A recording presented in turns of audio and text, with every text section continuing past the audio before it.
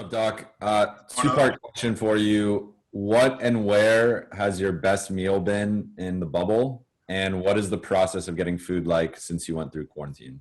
We've had a lot of good meals, so I don't know. We order a lot from out for the most part, but again, we're not really focused on meals and stuff like that. So we'll let everybody else kind of make a big deal about that. Okay. Next question will come from Nick Hamilton. Hey, Doc, how you doing? Hey, what's going on? Your message during the whole quarantine was win the weight, making sure players were mentally as well as physically, prepared for this moment. I know you guys have had only a few practices, but what have you seen from the players in these last few practices? Well, I know conditioning-wise, I think overall we have shown to be in really good shape.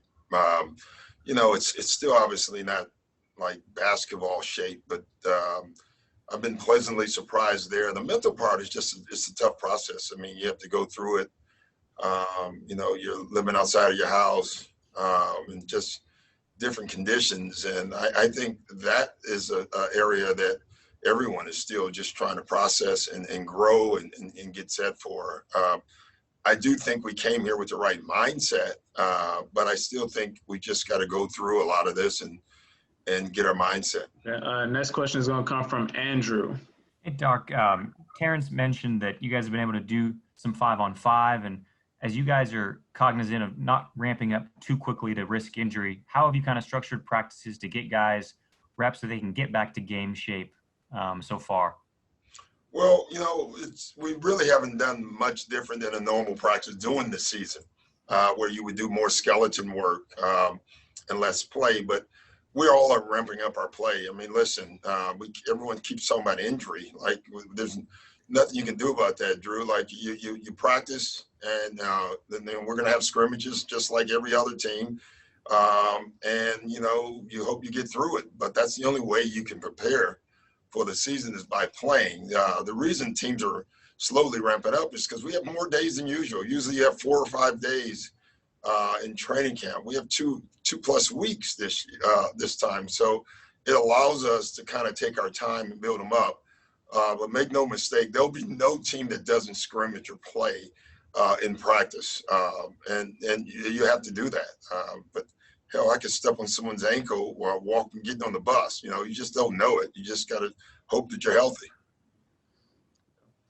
Next question is going to come from Miriam. Let me see. She is. I don't know what happened. There we go. Here we go. Hey there, Doc. Hey, what's up? What's up? So from what you guys have been able to do, what do the guys look like? How do they look? Do they look like they haven't played in 4 months, or are you happy with where they? They look really good. Are we sharp? No, of course not.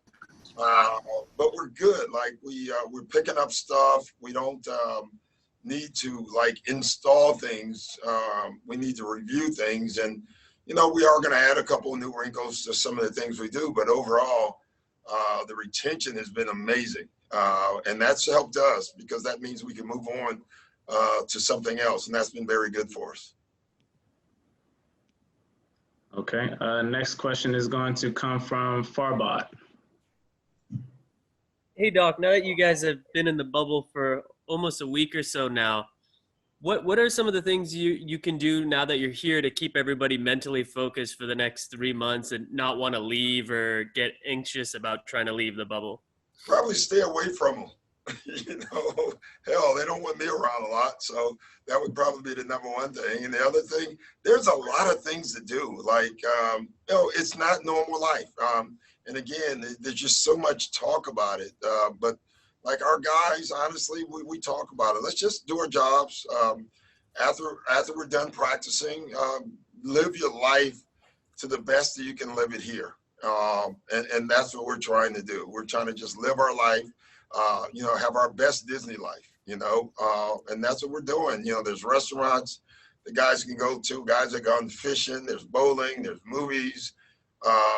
There's a lot. There's just no dates right now. You're doing it alone or with the group. So You know, a lot of guys have brought their bikes. I brought my bike. It's still in the room. It's yet to leave the room.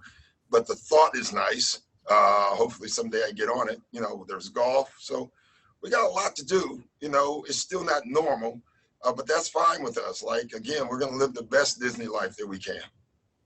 Okay, I'm going to take two more questions. Hope I'm pronouncing your name right, Paulo.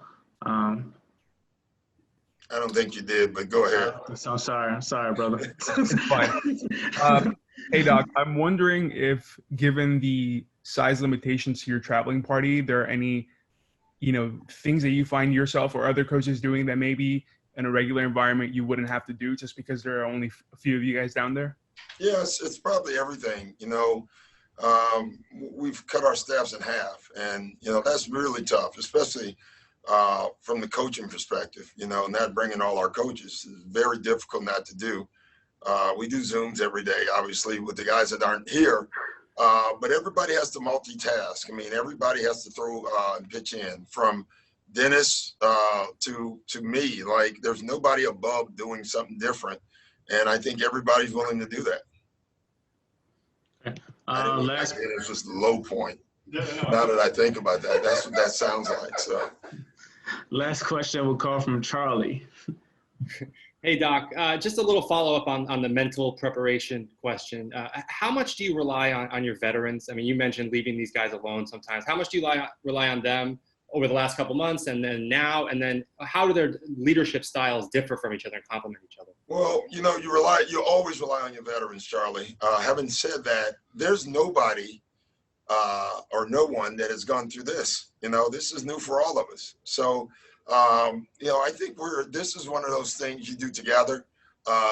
You take advice, you listen to the veterans. But this is one of those things for the entire league. It's the first time.